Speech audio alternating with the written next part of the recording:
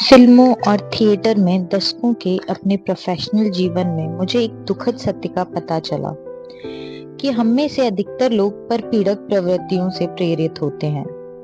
हम स्वयं को अपने मित्रों से अधिक कामयाब दिखाना चाहते हैं और अपनी उपलब्धियों के प्रति उन्हें ईर्ष्यालु देखना हमें अच्छा लगता है।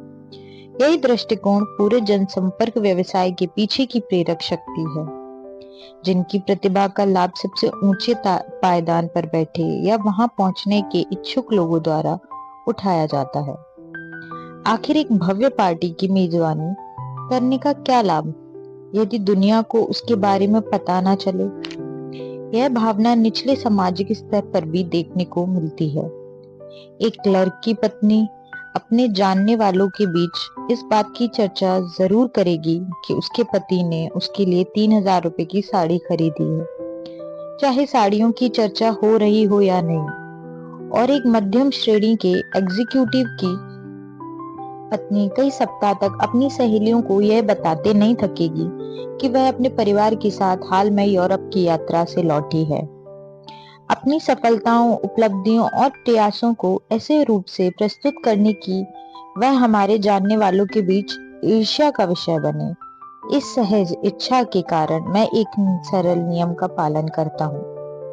किसी की भी मान लीजिए मिसेज कि ऐसी घोषणाओं को एक मुस्कुराहट और उदासीनता के साथ सुनें। उन बातों को अपने ऊपर हावी ना होने दें। उन्हें एक कान से सुनकर दूसरे कान से निकाल दें। मैं जानता हूँ यह मुश्किल है, परंतु अभ्यास करना जरूरी है, अन्यथा आपकी अक्षमता आपके भीतर सुलगती रहेंगी, आपको असंतुष्ट रखेंगी और आप बिल्कुल वैसा ही व्यवहार करेंगी जैसा कि आपकी सहेली पड़ोसन चाहती है। और फिर ऐसा होगा, आप अपने पति से कहेंगे कि श्रीमान अपनी पत्नी का कितना ख्याल रखते हैं और वह कितना अधिक कमाते हैं। इसका अप्रत्यक्ष रूप में मतलब यह है कि श्रीमान अपने पति से अधिक कामयाब हैं।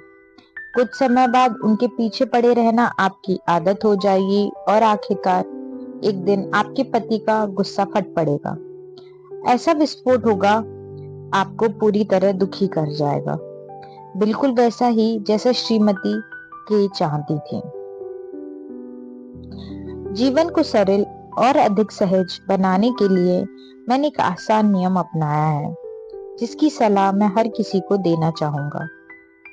अखबार हाथ में आने के साथ ही उनकी जीवन शैली वाले परिशिष्ट और सोशल डायरी कभी ना पढ़ें, क्योंकि वे आपको सुबह सुबह बेचारा महसूस कराते हैं और आपका बाकी दिन बर्बाद कर देते हैं। यदि आपको कामयाब लोगों के बारे में अद्यतन रहना ही है और भड़कीली चीजों के विज्ञापनों को देखना ही है, तो यह काम बाद में करें। मैं आपको आश्वस्त कर सकता हूँ कि आपका दिन बेहतर बीतेंगे। एक और परपीड़क मनोविज्ञान सत्य आपको अपने दिमाग में यह रखना चाहिए कि हम में से अधिकतर सिर्फ सुविधा संपन्न होने पर सुखी नहीं होते। संपूर्ण प्रसन्नता के लिए हमें न सिर्फ पहले से अधिक सुविधा संपन्न बल्कि उन लोगों से अधिक सुविधा संपन्न होने की चाह होती है जो हमेशा से हमें भाषण देते रहे हैं। मुझे फ्रेंच लेखक और सगान फ्रैंकोस दे ला रोशेफोर्ड के शब्द याद आते हैं। कामयाब होना ही पर्याप्त नहीं होता, दूसरों को नाकामयाब भी होना चाहिए। विचार एक दोधारी तलवार की तरह होती है। वे रचनात्मक प्रक्रिया की बुनियाद भी होती है और साथ ही नकारात्मक यहाँ तक कि विनाशकारी मानसिकता के आधार भी। यही मस्तिष्क लियोनार्डो दा विंची की अमर कला, अल्बर्ट आइंस्टाइन की गणितीय प्रतिभा को भी जन्म देता है और अडोल्फ हिटलर के पागलपन को भी। एक अनुमान के मुताबिक औसतन 60,000 विचार प्रतिदिन हमारे दिमाग से गुजरते हैं। दुखद बात यह है कि हम में से अधिकतर का अपने विचारों पर कोई नियंत्रण नहीं होता। मैंने विचार की सबसे अच्छी विशेषता में से यह एक सुनी है कि वह पारे की तरह होता है, आप कभी उसे पकड़ नहीं सकते। मेरे ख्याल से यह काफी स्पष्ट है कि हमें अपने विचारों पर कुछ नियंत्रण क्यों होना चाहिए, अन्यथा हम उनके दास बन जाते हैं। विचार किस प्रकार से हमारी किस्मत को आकार देते हैं, इसकी सबसे तार्किक व्याख्या मैंने हिज होलिनेस 14वें दलाई लामा की पढ़ी है। वह कहते हैं, अपने विचारों पर ध्यान दें क्योंकि वे शब्द बनते हैं। अपने शब्दों पर ध्यान दें क्योंकि वे कार्य बनते हैं। अपने कार्यों पर ध्यान दें क्योंकि वे आदत बन जाएंगे। अपनी आदतों पर ध्यान दें क्योंकि वे आपके चरित्र बनेंगे। अपने चरित्र पर ध्यान दें क्योंकि वह आपकी किस्मत बनाएगा और आपकी किस्मत आपका जीवन होगी। हमारे समय के एक महान आध्यात्मिक गुरु के इस सरल प्रभावशाली सत्य को पढ़ने और ग्रहण करने के बाद इस विषय पर पढ़ने के लिए और कुछ नहीं रह जाता। परंतु मैं विचार प्रक्रिया के एक पक्ष पर कुछ कहना चाहता हूँ। यह है विचारों और अवसाद के बीच का संबंध, जो इन दिनों बहुत व्यापक है। अवसाद के विभिन्न कारण होते हैं, परंतु बार बार आने वाले नकारात्मक विचारों से वह बदतर हो जाता है। कुछ लोगों में किसी भी अवांछित घटना की तर्कसंगत व्याख्या की क्षमता होती है, परंतु बहुत से लोग ऐसा नहीं कर पाते और अवसादपूर्ण विचारों से उलझ जाते हैं, जो बदतरीन स्थिति में उन्हें पूरी तरह बेकार बना सकता है। सबसे अधिक बिकने वाली दवाओं में अवसाद से लड़ने वाली दवाओं का होना यह स्पष्ट करता है कि हमारे जड़हीन समाजों में अवसाद कितना व्याप्त हो गया है। जहां एक संयुक्त परिवार व्यवस्था का सहारा समाप्त हो गया है, तो विचारों को नियंत्रित करने का तरीका क्या है? जैसा कि मैंने पहले स्पष्ट किया है, क्रोध को नियंत्रित करने का एक तरीका 50 से 0 तक की उल्टी गिनती करना है।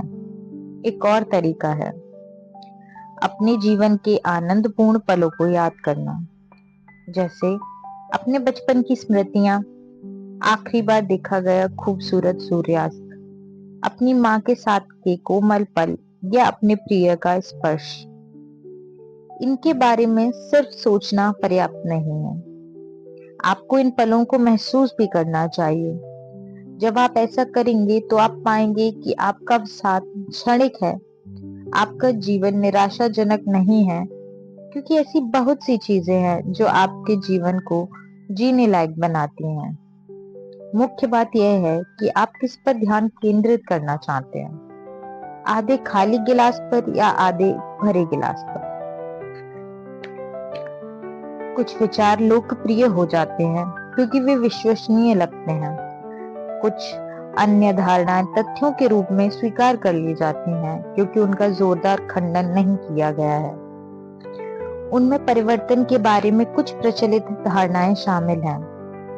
अपने आप को बदलने की अवधारणा आध्यात्मिक उद्देश्य से संबंधित मानी जाती है, और यह सच भी है, क्योंकि यह बात स्वीकार करने के लिए लौकिक शक्ति से कहीं अधिक की जरूरत होती है कि हमारे अंदर की कमजोरियां भी हैं और उन्हें सुधारने की जरूरत है।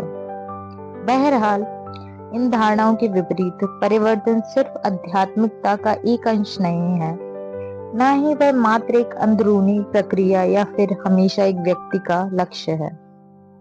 परिवर्तन एक बड़ी चीज है, और मेरा मतलब सिर्फ पैसे के संदर्भ में नहीं है। मेरा मतलब यह है कि परिवर्तन व्यक्तियों से भी अधिक हर कहीं कॉरपोरेटों के लिए अनिवार्य है।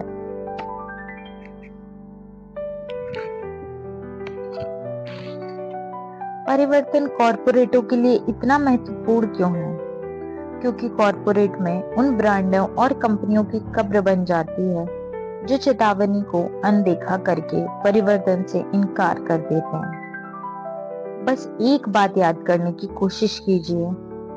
2 दशक पहले आपने कोई कार्यालय ऐसा देखा था जहां पर टाइपराइटर ना हो?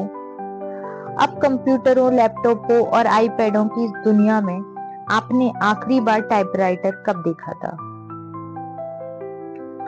कंप्यूटर युग के साथ आने वाले बदलाव ने टाइपराइटर कंपनियां जैसे रेमिंगटन, स्मिथ, कोरोना या ओलिवेटी को व्यवसाय से बाहर कर दिया है। इसी प्रकार टैप या ऑडियो कैसेटों वाले पुराने टैप रिकॉर्डर याद हैं? हम अब भी उन्हें टैप रिकॉर्डर कहते हैं, जबकि उनमें कोई टैप नहीं होता। डिजिटल युग ने उस सब को पुराना कर दिया और ग्राइंडिंग तथा अकाई जैसे ब्रांडों को डुबो दिया। प्रौद्योगिकी ने पारंपरिक टेलीविजनों, ओवनों और टेलीफोनों को उत्पादकों को भी इतिहास के गर्त में डुबो दिया है।